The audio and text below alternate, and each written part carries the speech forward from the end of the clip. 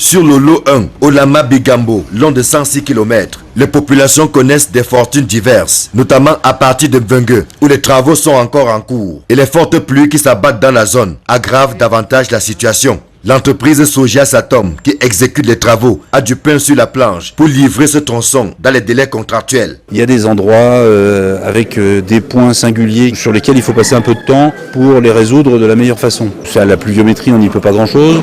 Quand bien même il y aurait un point localisé de maisons qui resteraient à, on va dire, à déguerpir ou à relocaliser, ou des poteaux électriques qu'il faudrait encore déplacer, on arrive à contourner, on va dire, très ponctuellement le problème et reporter notre activité sur une autre zone. Par contre, entre Olama et Mvengue, en passant par Ngomendjap, les populations savourent déjà les bienfaits du bitume. Il a fallu du temps. Nous étions des broussards, des chimpanzés en brousse. Aujourd'hui, nous sommes les Camerounais à part entière. Moi-même, à 96 ans que je suis, je me disais toujours, est-ce que moi aussi je veux partir comme mes parents, sans voir cette route? Aujourd'hui, je l'ai vu et toutes mes familles ont vu cette route. Nous avons la mobilité. Aujourd'hui, aller à Yaoundé, voyager n'est plus un souci pour nous. Nous sommes à Yaoundé il y a à peine 1 heure. Également, au niveau du commerce, nos populations vendent aisément leurs produits. Soit on achète sur place, soit ils vont à Yaoundé ou dans les villes riveraines.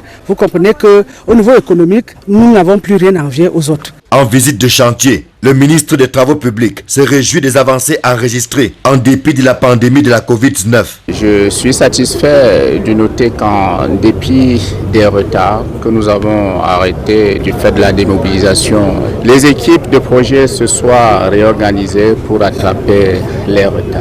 Donc, les travaux de construction seront livrés dans les délais.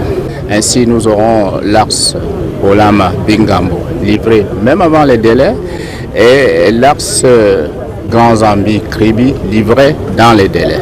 Le projet intègre également la construction de 45 km de route entre Bigambo et Grand Zambi. Puisque la programmation est faite, nous avons déjà une mission de contrôle qui est prête. Nous installons d'abord la mission de contrôle avant l'entreprise des travaux. La mission de contrôle est sélectionnée. L'entreprise de travaux aussi sera sélectionnée sous peu puisque le dossier d'appel d'offres est lancé, mais elle n'est pas encore en construction. L'ambition du gouvernement est de relier Yaoundé au port maritime de Kribi par une route longue de 211 km. Jusqu'ici, il faut parcourir entre 294 et 339 km en empruntant les nationales numéro 2, 3 et 7, c'est-à-dire Kribi et Déa Yaoundé, ou alors Kribi et Boulevard Balmayo Yaoundé, ce qui constitue un véritable chemin de croix. La route Yaoundé-Kribi, encore appelée nationale numéro 22, passe par Ngoumou, Ngomendjap, Lolodof et Bigambo. Sa construction en cours intègre également des aménagements connexes au profit des populations riveraines, lesquelles attendent impatiemment de sortir du sous-développement.